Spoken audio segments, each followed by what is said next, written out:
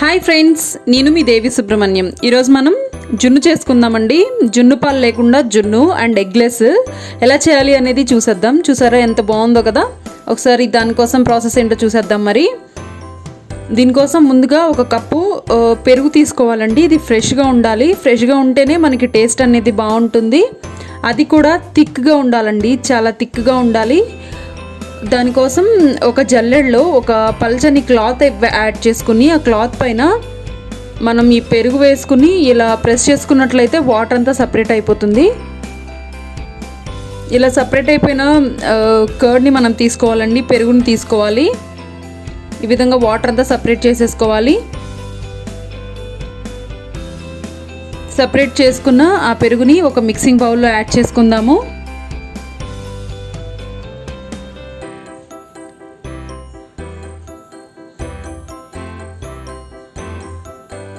ఆ water separate తీసేసుకోవాలండి, ఇందులో add చేయకూడదు. ఇప్పుడు పెరుగు తిగ్గా వచ్చింది కదా, ఈ పెరుగుని విస్క్ చేసుకోవాలండి. విస్కర్తో కానీ స్పూన్తో కానీ బాగా క్రీమీ టెక్స్చర్ వచ్చేంత వరకు బాగా మిక్స్ చేసుకోవాలి. చూసారా, ఈ విధంగా క్రీమ్లా వస్తుంది. ఇలా క్రీమ్లో వచ్చిన తర్వాత మనం ఇందులో కార్న్ ఫ్లోర్ యాడ్ చేసుకోవాలండి. Corn flour 2 table spoon add చేసుకోండి. ఈ ఫ్లోర్ కూడా బాగా కలిసిపోయేంత వరకు బాగా మిక్స్ చేసుకోవాలి.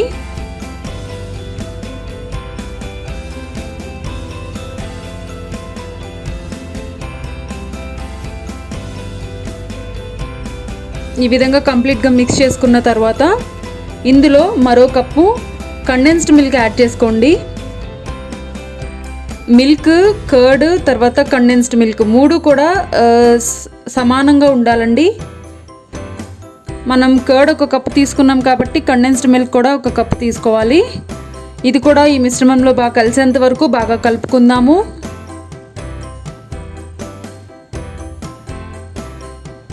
ఈ విధంగా బాగా మిక్స్ చేసుకోవాలండి.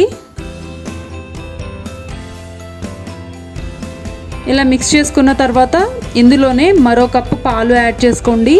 ఇవి పచ్చి పాలైనా ఓకే, లేదు అంటే కాచి చల్లార్చిన పాలైనా యాడ్ చేసుకోవచ్చు. కానీ రూమ్ టెంపరేచర్ ఉండాలండి, వేడి పాలు యాడ్ చేయకూడదు. కంప్లీట్గా రూమ్ టెంపరేచర్ వచ్చిన తర్వాతనే ఆ పాలు మనం యాడ్ చేసుకోవాలి. ఇది కూడా బాగా కలిసేంత వరకు, ఈ మిశ్రమాలన్నీ బాగా కలిసేంత వరకు కలుపుకుందాము. బాగా ఈ విధంగా మిక్స్ చేసుకోవాలి.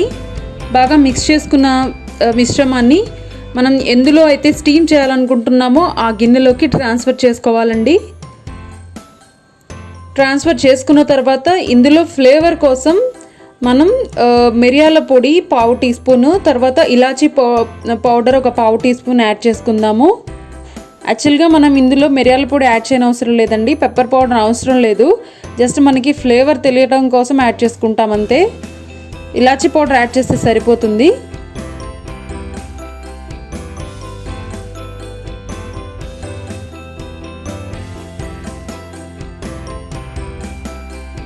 ఇవి యాడ్ చేసుకున్న తర్వాత మనం స్టీమ్ చేసుకోవాలండి ఈ మిశ్రమాన్ని.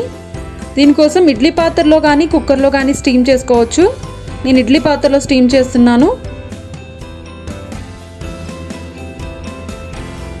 40 to 45 మినిట్స్ స్టీమ్ చేసుకోవాలండి. మూత క్లోజ్ చేసుకోవాలి. క్లోజ్ చేసుకుని గిన్నె పైన మూత క్లోజ్ చేసుకుని ఇడ్లీ పాత్ర మూత కూడా క్లోజ్ చేసుకుని 40 మినిట్స్ వరకు స్టీమ్ చేసుకుందాము. 40 మినిట్స్ తర్వాత ఒకసారి చెక్ చేసుకుందాం.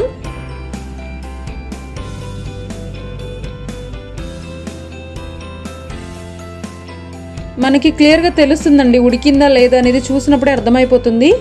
నైఫ్తో కానీ టూత్పిక్తో కానీ మనం ఇలా చెక్ చేసుకుంటే తెలుస్తుంది. మనకి నైఫ్కి ఏమీ అంటుకోలేదు కాబట్టి క్లియర్గా కుక్ అయిపోయింది. ఇలా కుక్ అయిన తర్వాత చల్లారిన తర్వాత ఒక 2 అవర్స్ ఫ్రిడ్జ్లో పెట్టుకుందాము.